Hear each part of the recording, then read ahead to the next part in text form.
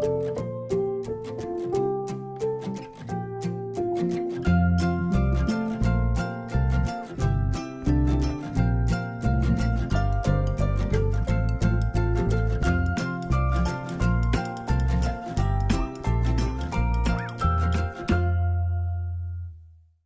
there, my name is Isabel. I am a microbiome researcher and registered nurse with the Microbiome Research Centre based in Sydney, Australia.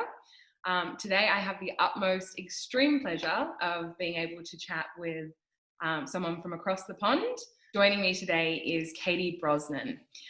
Katie is an award-winning children's author and illustrator, and we're talking to her today about this really special book, The Gut Garden.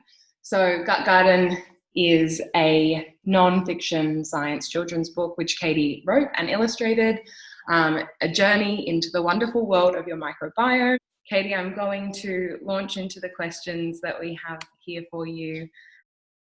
What inspired you to explore the topic of the human gut microbiome for this book? So it started with a publisher actually approached me to work on a book about microbes. So I was a little bit nervous about this because I'm not really an expert at all. I'm not a microbiologist. So I said I'd go away and kind of research it and come up with what I thought might be quite a good way of tackling it. So when I started reading, I became sort of blown away by the hidden world inside of you. So you've got these billions of tiny life forms that are just working away inside of you in partnership with your body. And so I think that because I looked at what was already out there in terms of children's books, most of the books were about microbes in terms of like categorizing them or in terms of their superpowers. And I thought that it was quite important to actually show the relationship with your digestive system, because it's something that I wish I had learned when I was a child. So yeah, I think that was the main inspiration, was this sort of really exciting hidden world that I could see visually as well, working really well in illustration form. And because I was reading about the gut flora, the way that this diverse population of microbes lives inside you, I started to think of it as a garden, and so that was like a big inspiration to try and get across like how exciting and rich and vital this part of your body is. You know, it's not a glamorous part of your body, so I quite like this contrast of having this gross part of your body but it being this really rich and exciting and diverse garden. So yeah, that was kind of the main sort of part that I got excited about. Yeah. So Katie, how did you approach the anatomical drawings that are in the book? And is there anything that you learned from your discovery about the human body and the human anatomy? Yeah, so I don't really think that my drawings are that anatomically accurate, but I do lots of life drawing, which really helps me to understand kind of the exterior body, and I need to keep doing that all the time because it's like a muscle and you have to keep learning how to draw. But I also drew from lots of kind of reference images and diagrams, and I watched some sort of particularly grim videos of tiny cameras going into the stomach and other areas of the microbiome. So I was quite lucky that there was like a program that I could watch that was on at the time. And also there's this human body exhibit that's at the Wellcome Collection Museum in London, which is like a science museum in London, and they have a life-size human body with where you can see through to the different layers on the organs. It's really fascinating. So that was like a really good place for me to draw as well. And I was really keen to keep it very accurate and scientific, I was excited about this kind of fantastical landscape of this hidden world. So after drawing lots from images and more scientific ways of drawing, I then drew them from memory, which is sort of how they evolved into the illustrations in the book. But it definitely helped me recognise where things were, so like where my organs sit and the flow of your digestive system. I wonder, did you come across any key kind of takeaway message on how to care for your microbiome, or your gut garden, as we would call it? I think I picked up quite a lot about sort of diet and how that can really influence your microbiome. I was quite intrigued to learn that you can actually alter your microbiome in kind of not that long a period of time, so just through diet, which obviously gives you a lot of power and control over how you could positively affect your health. Started to make like some probiotic, like kind of fermented foods of my own, to see what kind of influence that would have on me. And yeah, I think so. I think the takeaways that I got from the research was, one of the most important things was that, to sort of understand that everyone's microbiome is different.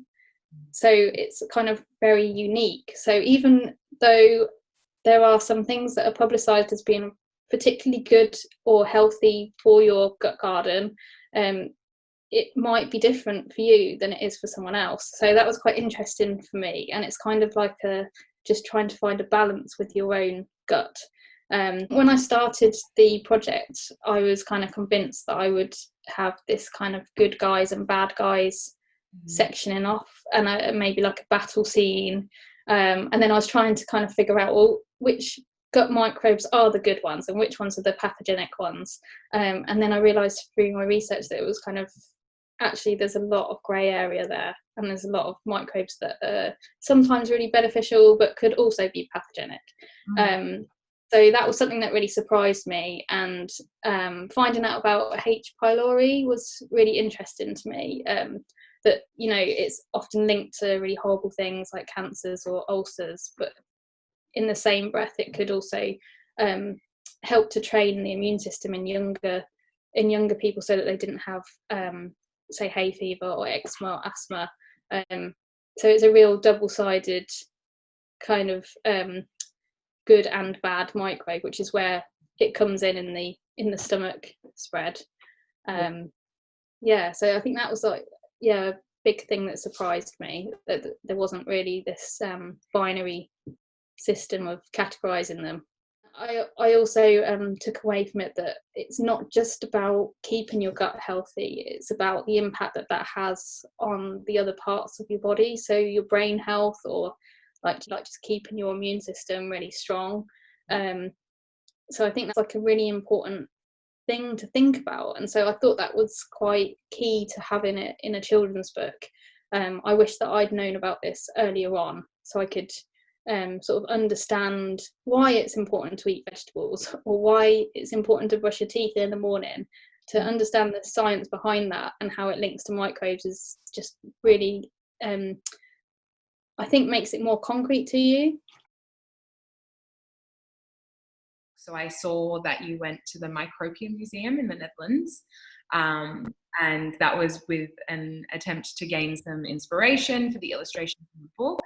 Can you tell me what the most memorable thing you saw or learned during your time at Micropia? Yeah, so I was really lucky to get to visit this museum, which I think is the only one that specialises in just microbe exhibits. And it was really amazing. It's really, I would recommend it. Every exhibit is kind of interactive. So you've got like giant water bears that you can pose with, or you've got like a whole body scan where you can see all the different microbes in different areas of your body. And then there's obviously like lots of live microbe colonies that you can watch and learn about. But the main thing that I learned from going there, that I tried to translate in the book, was like how you could make this subject so fun and engaging, and also how you could zoom into this world, which kind of feels quite alien and quite other, but then zoom out and realise how much it's connected to you and how much it's connected to your everyday life. And that was something that I really wanted to get across in the book. So that was that's the main thing I kind of got from it. What motivates you the most about promoting science and health education to young people? Well, I think that as a child I really was fascinated by science, but I also felt it was kind of a little bit inaccessible to me. So I felt like it wasn't the subject that I was necessarily best at. and it felt like you had to become a specialist in order to engage with it. So I think one of the main reasons why I liked working on this book, and also I like telling young people about it, is to try and make science accessible. I think illustrated non-fiction is a really strong way of doing that, and not just to children but to adults as well, because it just makes the content much more accessible, hopefully, and fun, and just hopefully easier to digest. Yeah. And I also think that, like, I wish that I had known more about my microbiome and sort of the reasons for eating healthily, or the reasons why things are linked, when I was younger, because I think it really empowers you to sort of be in control of your health and well-being, really.